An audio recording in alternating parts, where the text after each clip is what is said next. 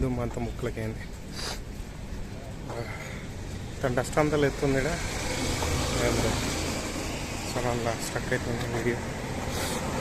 Short videos పెట్టాక videos పెట్టాక 2 రోజులు అవుతుంది కదా.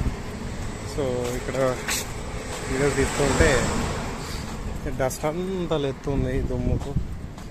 వారికి ఇప్పుడు మొత్తం చిత్రంగా ఉంది వెదర్. ఈ ఎండ ఒకటి ఇదొకటి అదో తలకే నొప్పి. సో షార్ట్ వీడియోస్ బాగా రోజులు చెట్లు ఉన్నాయి ఏంటి అవ్వదల్లా ఉన్నాయి. వీడియో షార్ట్ చేసి పెడదామని తీసుకున్నా. దాంట్లో పౌడర్ ఇదే ఎంత చెట్లు పోయి నార్మల్గా ఈ మందులు ఇదేమైంది రా చూడు.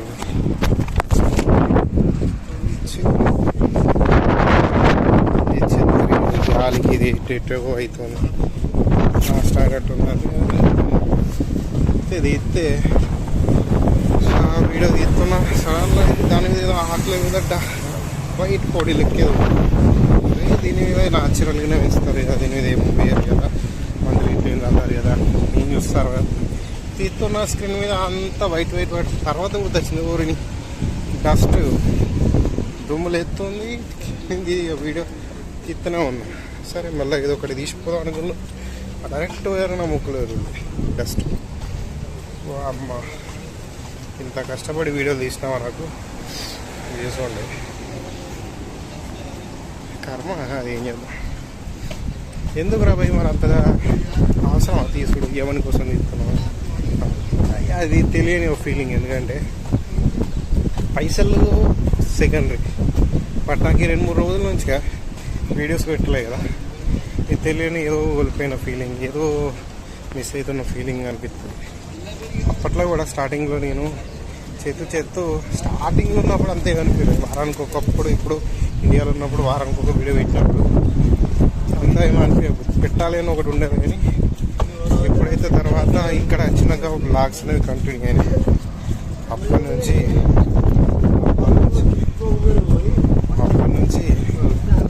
అలవాటు అయిపోయింది.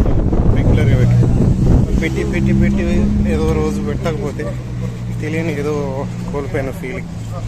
ఒక్కరోజు అంటే ఏదో అట్లా అనిపించేది, 2 రోజులు అంటే ఇక తెలియని బాధ అనిపించేది. డాటా అయిపోయింది. సో బ్లాగ్ చేయడానికి కూడా అప్లోడ్ చేద్దామంటే టైం దొరకలేదు. 2-3 రోజుల నుంచి ఫుల్ బిజీ. నేననే రీఛార్జ్ చేసుకున్నా. ఇది షార్ట్ వీడియోస్ ఏమన్నా చేద్దాం కదా అని సరే షార్ట్ చేయడానికి కూడా టైం దొరకలేదు. అరే ఇప్పుడు ఏదన్నా పెట్టాలి అనుకొని ఖచ్చితంగా ఏదైనా పెడదామని ట్రై చేస్తుంటే ఏ దుమ్ము లేచింది. డైరెక్ట్ లేచుతో నా మొక్కలు ఇవరికే ఇక్కడ అది వెదర్ అనేది డిఫరెంట్గా చేంజ్ అయిపోతుంది. సడన్ స్టార్ట్ అయింది. ఫీవర్లు అన్నీ అందరికి స్టార్ట్ అయింది.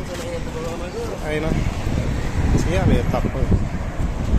ఇక మనకి ఇట్లా ఎమోషనల్గా వేసి ఇట్లా వద్దా అట్లా అయింది అట్లా పెట్టేద్దాం అన్నది ఏది రాదు. అది నాకు ఇట్లనే స్ట్రైట్ ఫార్వర్డ్ అనేది చెప్పవచ్చు.